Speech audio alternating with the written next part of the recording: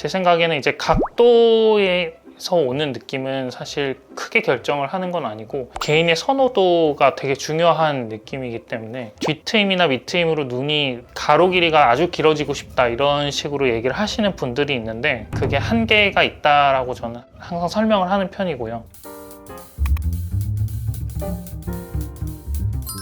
안녕하십니까. 저는 에이트 성형외과의 김원수입니다. 그 원인으로 얘기를 하면 한 3가지 정도 얘기를 할 수 있을 것 같은데, 첫 번째는 이제 눈의 가로축의 각도가 되게 중요할 것 같고요. 두 번째로는 이제 동공이 얼마나 잘 보이는지 이런 포인트가 있을 것 같고, 세 번째로는 이제 몽고주름이 얼마나 강한지 아니면 몽고주름이 있는지 없는지 이런 것들이 이제 눈의 이미지나 눈매의 사나운 정도를 좀 결정을 할 것 같습니다.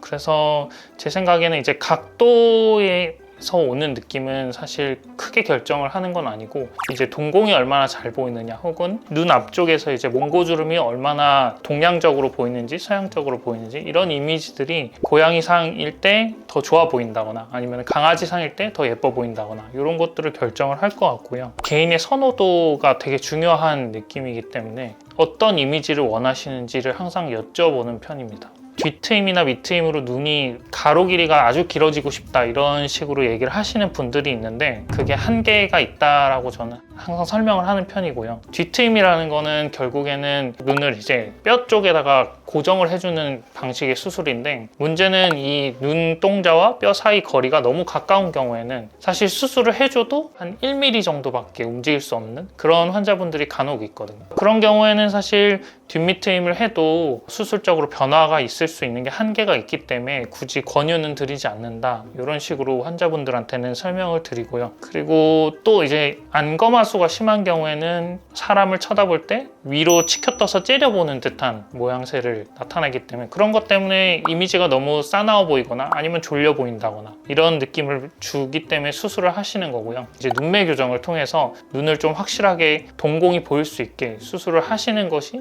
이미지 개선에 꽤나 많은 도움이 될 것 같고요. 동양인들은 대부분 몽고주름이 있기 때문에 몽고주름이 강한 경우에는 눈 앞쪽 부분이 되게 날카롭게 갈고리처럼 만들어져 있는 경우가 많거든요. 그래서 이런 거를 개선하기 위해서는 앞트임이라고 해서 몽고주름을 좀 풀어주는, 몽고주름이라는 거는 결국엔 그 피부 안에 있는 근육이 위쪽 눈꺼풀을 끌고 내리기 때문에 나타나는 강한 피부 조직이기 때문에 앞트임을 통해서 근육을 끊어주고 갈고리 같은 모양새를 개선을 해주는 게 앞트임의 가장 중요한 요소고, 날카로운 이미지도 개선이 되면서 너무 이제 답답해 보이는 눈을 좀 시원하게, 그리고 가로 길이도 충분히 길어지게 만들 수 있는 게 제 생각엔 앞트임 수술의 가장 큰 장점이라고 생각을 하고요. 앞트임에도 이제 할 수 없는 한계점들이 있는데 눈동자를 보시면 이 앞쪽에 있는 누호라는 부분이 있어서 빨갛게 보이는 부분이 있는데 간혹 앞트임을 아주 시원하게 해달라고 하시는 분들이 있는데 이 누호가 많이 노출이 되면은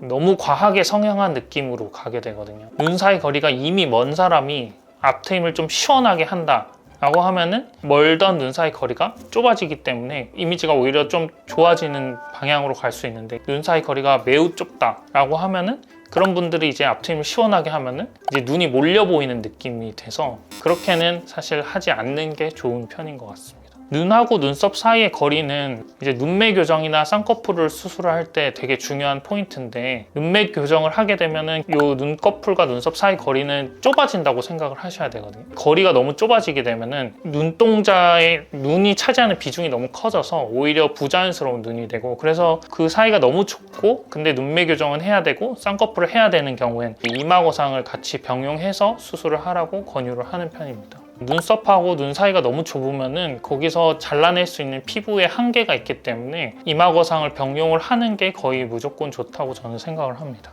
동공이 보이는 정도가 달라지는 게 생각보다 동양적인 이미지에서 아주 서양적이거나 좀 예쁜 이미지로 바뀌는데 큰 도움이 된다고 저는 생각을 하거든요. 그래서 쌍꺼풀하고 눈매 교정만 하셔도 충분히 엄청 큰 효과를 볼 수 있고, 거기에 이제 앞트임이나 뒤트임, 밑트임 이런 것들은 약간의 이미지 개선용으로 고려를 해보시는 게 좋다고 저는 생각을 합니다.